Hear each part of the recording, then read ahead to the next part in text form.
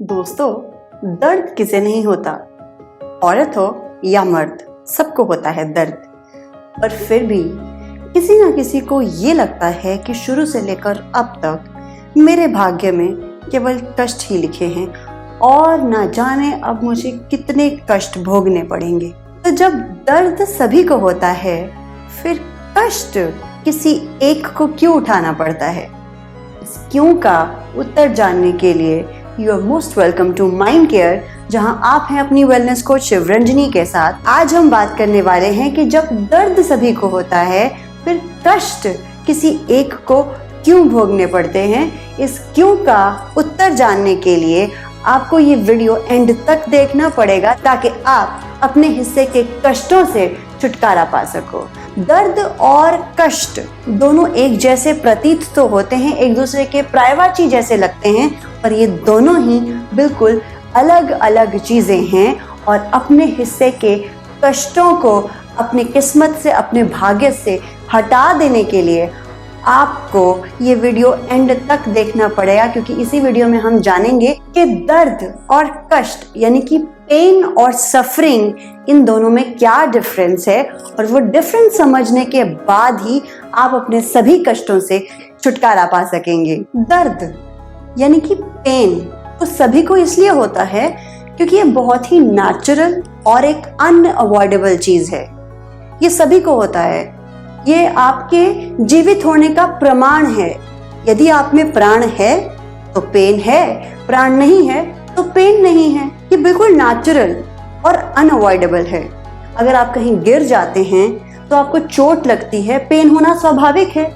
ऐसा तो नहीं है कि गिर गए, चोट लगी पर पेन नहीं है। पेन होना स्वाभाविक है। और हर बार ये पेन एक फिजिकल पेन हो ये भी जरूरी नहीं है, क्योंकि हर बार चोट घुटने या कोहनी पे लगे ये भी तो जरूरी नहीं है। वो चोट कभी कभी दिल पे भी तो लग जाती है। तो जब चोट दिल पे लग जाती है, वो पेन, उसकी पेन इमोशनल पेन बन जाती है। तो पेन कभी कभी फिजिकल भी हो सकती है और कभी कभी इमोशनल भी हो सकती है, पर ये एक बहुत ही स्वाभाविक और एक अनअवॉइडेबल फिनोमेना है जिससे कोई नहीं बच सकता। इसीलिए ये दर्द सभी को होता है। पर इसके विपरीत कष्ट किसी एक को ही उठाने पड़ते हैं, क्योंकि कष्ट उठाना बिल्कुल ऑप्शनल है। जी बिल्कुल, आपकी सफरिंग्स आप ही की चॉइस है। आप चाहें तो कष्ट उठाएं और आप अगर नहीं चाहें तो कष्ट ना भी उठाएं। ये बिल्कुल आप ही पे निर्भर करता है कि आप अपने सिचुएशंस को लेकर, अपने सर्कमस्टेंसेस को लेकर किस तरीके से रिएक्ट करेंगे।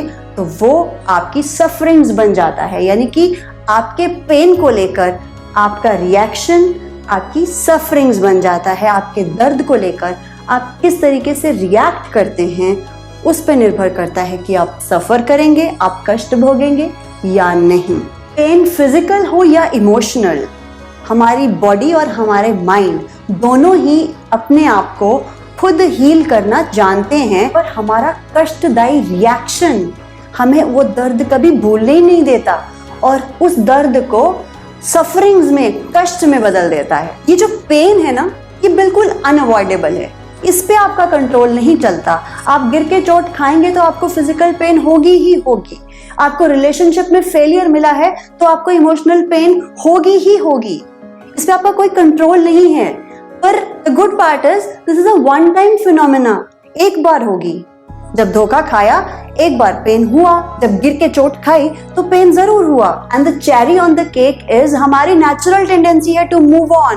चाहे दर्द फिजिकल है या इमोशनल है, हम उससे उभर के बाहर आ ही जाते हैं। पर फिर भी हमें वो चीज मुश्किल लगती है। मतलब हमारी फितरत है मूव ऑन, फिर भी हमें वो मुश्किल लगती है, इसलिए हम रिएक्ट कर देते हैं। और रिएक्ट करना भी हमारा ऑप्शन है, हमारा चॉइस है। वो हमारे लिए बिल्कुल ऑप्शनल है। हम चाहें तो न रिएक्ट करें और हम चाहें तो रिएक्ट करें, और फिर भी हम रिएक्ट करना ही पसंद करते हैं। और फिर स्टार्ट हो जाता है एक चेन ऑफ रिएक्शंस, जिसकी वजह से हम एक दलदल में फंसते चले जाते हैं और कष्ट भोगते चले जाते हैं। तो जब सफरिंग एक ऑप्शनल चीज है, हमारे पास दो ऑप्शंस होते हैं, सफरिंग या नो सफरिंग। इसके बावजूद भी हम नो सफरिंग वाले ऑप्शंस पे क्यों नहीं क्लिक करते? हम हमेशा सफरिंग वाले ऑप्शन पे ही क्यों क्लिक कर बैठते हैं? क्योंकि शायद हमें नो सफरिंग वाला ऑप्शन दिखाई ही नहीं देता। और अगर ये नो सफरिंग वाले ऑप्शन पे क्लिक करना इतना आसान होता तो आज की डेट में ना सभी सुखी होते, किसी को कोई दुख नहीं होता। नो सफरिंग वाले ऑप्शन पे क्लिक करना आसान नहीं है, ये मैं समझती हूँ, और ये करना नामुमकिन भी नहीं है। हम चाहें तो नो सफरिंग वाले ऑप्शन पे क्लिक करना सीख सकते हैं। तो दोस्तों, अगर आप अपनी सफरिंग्स को खत्म करना चाहते हैं तो आपको वहीं जाना पड़ेगा जहां से ये सफरिंग्स शुरू होती हैं। जी बिल्कुल, अपने कष्टों को बिल्कुल खत्म करने के लिए आपको अपने कष्टों की जड़ तक पहुंचना पड़ेगा। अपने कष्टों को जन्म देने वाले को खत्म करना पड़ेगा, और आपके कष्टों को जन्म देने वाला और कोई नहीं बल्कि आप ही की कष्टदायी सोच है। क्योंकि आपके दर्द को लेकर आपका रिएक्शन, जो आपके दर्द को आपके कष्टों में बदल देता है, ये रिएक्शन आप अपनी मर्जी से नहीं करते हो। ये रिएक्शन आपकी सोच आपसे करवाती है, जिसकी वजह से वो ट्रेन ऑफ रिएक्शंस शुरू हो जाता है, और इस ट्रेन ऑफ रिएक्शंस को खींच कर लेके जाने वाला इंजन है आप ही की कष्टदायी सोच। तो दोस्तों, अगर अपने कष्टों से छुटकारा पाना है तो सबसे पहले अपनी इस कष्टदायी सोच से छुटकारा पाना पड़ेगा। और इसी पे निर्धारित एक बहुत ही प्यारा सा किस्सा है। एक बार एक मोनेस्ट्री में बहुत सारे मंक्स रहते थे। उनमें एक युवा बौद्ध भिक्षु अपने सीनियर मंक्स के साथ मिलकर मोनेस्ट्री के रूल्स एंड रेगुलेशंस सीख रहा था। तो कुछ रूल्स एंड रेगुलेशंस के साथ साथ एक ऑब्लिगेशन उस मोनेस्ट्री में ये भी थी कि सभी मंक्स को मिलकर दिन में मेडिटेट जरूर करना पड़ता था। They had to sit down in deep meditation for long hours. तो ये यंग मंक अपने सीनियर मंक्स के साथ मिलकर मेडिटेशन करना सीख रहा था। पर इसके साथ ये होता था कि जब भी ये मेडिटेट करने बैठता था, कुछ ना कुछ डिस्टर्बेंसेस होने लगती थी। तो ये परेशान होकर अपने गुरु के पास दौड़ा चला आता था और उनको कंप्लेन करता था कि जब भी मैं मेडिटेट करता हूँ गुरुदेव, मेरे साथ हमेशा कुछ ना कुछ डिस्टर्बेंसेस होने लगती हैं।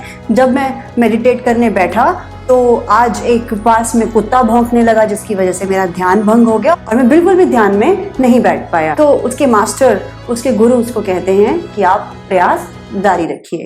ऐसा सुनकर वो वहां से निकल लेता है और अगले दिन सोचता है कि मैं अपनी जगह बदल लेता हूँ, जहां पर कोई डिस्टरबेंस ना हो वो जगह ढूंढने के लिए वो एक पेड़ के नीचे बैठ जाता है। और वहां भी जैसे ही वो ध्यान लगाकर बैठता है तो कुछ ही देर में उसको वहां पर चिड़ियों की चहचहाने की आवाज सुनाई देने लगती है, जिसकी वजह से फिर उसका ध्यान भंग हो जाता है। और फिर वो दौड़ के गुरु के पास आता है कि गुरुदेव, मेरा ध्यान यहाँ भी नहीं लग पा रहा है और मैं बहुत डिस्टर्ब हो जाता हूँ, और इस बार चिड़ियों की चहचहाने की वजह से मेरा ध्यान भंग हुआ।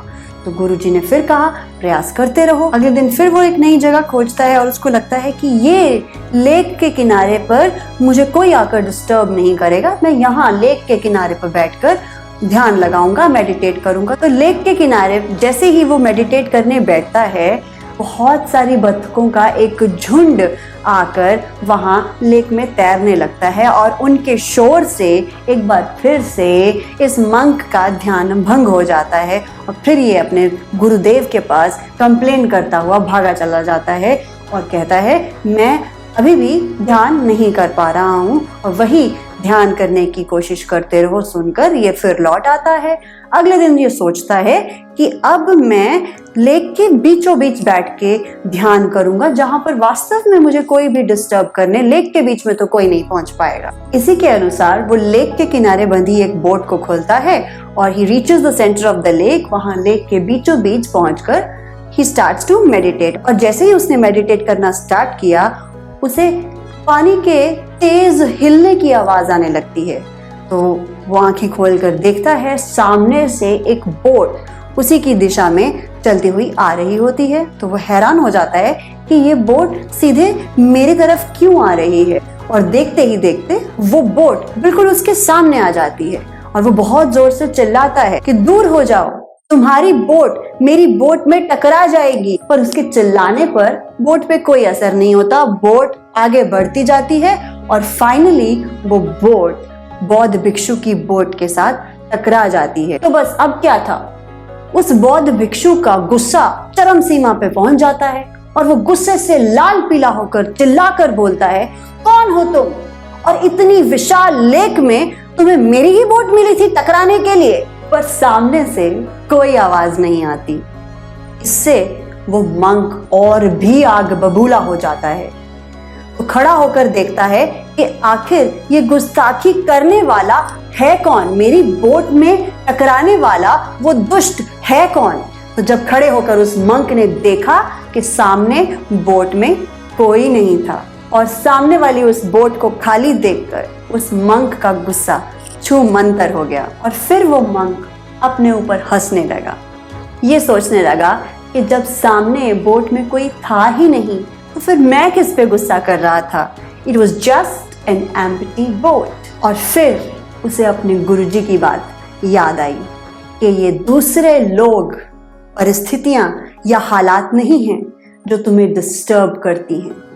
ये उन लोगों को लेकर, उन परिस्थितियों, उन हालातों को लेकर तुम्हारा अपना रिएक्शन है, तुम्हारी अपनी सोच है जो तुम्हें डिस्टर्ब करती है, तुम्हें दुखी करती है, तुम्हें गुस्सा दिलाती है और तुम्हें अपसेट कर देती है। ये सभी लोग, ये सभी सिचुएशंस, वो हालात जिन्हें आप अपने कष्टों का जिम्मेदार ठहराते हैं, वो बिल्कुल उस एम्प्टी बोट की तरह हैं जो बिल्कुल खाली पड़ी है, क्योंकि वहां पर nobody is that powerful to make you upset, to make you suffer, except your own reaction, your own thinking. So stop reacting and start liking, commenting and sharing this video to all your family and friends, ताकि वो लोग भी अपनी कष्टदायी सोच से छुटकारा पाकर एक कष्ट रहित जीवन व्यतीत कर सकें।